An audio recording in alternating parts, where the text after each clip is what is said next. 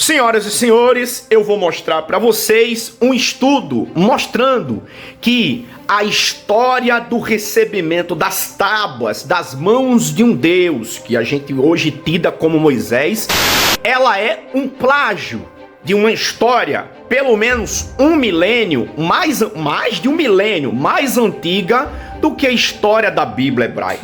Senhoras e senhores, eu vou lhe apresentar um estudo sobre Hammurabi, o fundador da Babilônia, que recebe das mãos do deus Shamash as tábuas da lei. Vamos lá? Rei Hammurabi. Resumo da lei. O Código de Hammurabi foi o primeiro código de leis da história e vigorou na Mesopotâmia, quando Hammurabi governou o primeiro Império Babilônico entre 1792 e 1750 antes da Era Comum. Esse código se baseava na lei do talião, que punia um criminoso de forma semelhante ao crime cometido, ou seja, olho por olho, dente por dente. O Código de Hammurabi era constituído por 281 preceitos gravados em uma pedra negra e cilíndrica de diorito. Atualmente, esta pedra está exposta no Museu de Louvre, em Paris, França. Abaixo, a referência onde foi tirado essas informações. Tópicos-chave. O código seria então dividido nas seguintes categorias: leis punitivas contra delitos praticados durante um processo judicial, leis regulamentando, obviamente, o direito patrimonial, e leis sobre o direito de família e herança, leis para punir lesão corporal e leis regulamentando preço, salário e leis de posse de escravos. Pontos principais do Código de Hammurabi: não cumprimento de contratos, lei do talião, olho por olho, dente por dente, falso testemunho, roubo e receptação, estupro, famílias, escravos e ajuda de fugitivos. Qual o propósito da lei? Então, a lei protegia os mais fracos e dos mais fortes. É o primeiro conceito de lei conhecida. Aqui está o monumento original, onde se tem as gravuras dessas leis. O local de assinatura Mesopotâmia, a autoria de Hammurabi e a datação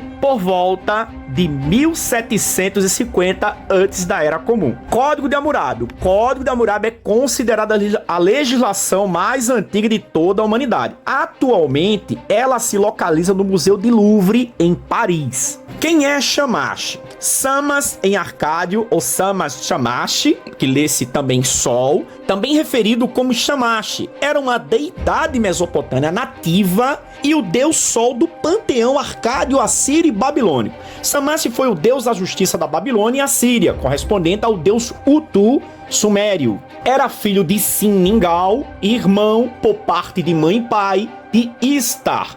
Ele era o juiz do céu e do mundo do além. E aqui abaixo a fonte de onde foi tirado essas informações. Shamash, instrução da lei.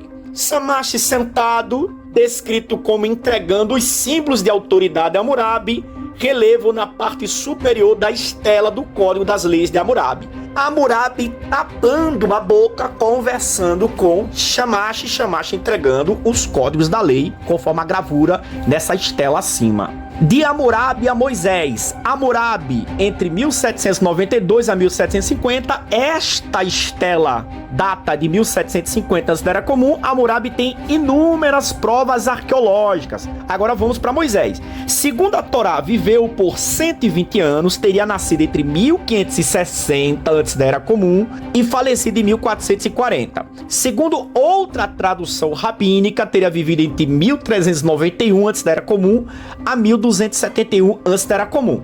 A Academia Teológica data de 1200, Moisés, pela contagem de José e a escravidão dos 430 anos.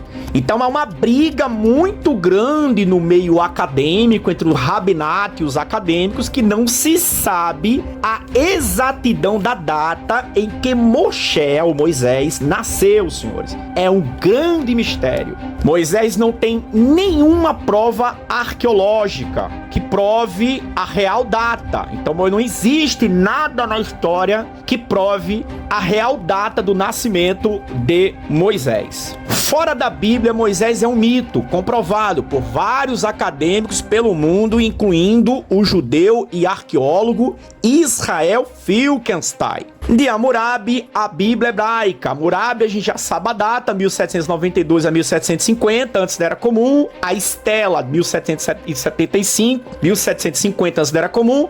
E vamos para a Bíblia hebraica. Segundo a tradução judaica, a Bíblia hebraica foi compilada por Esdra, o escriba, no século V, antes da Era Comum, em letras assíria. No 20º ano de Artaxerxes I da Pérsia, que reinou entre 465 até 424, antes da Era Comum.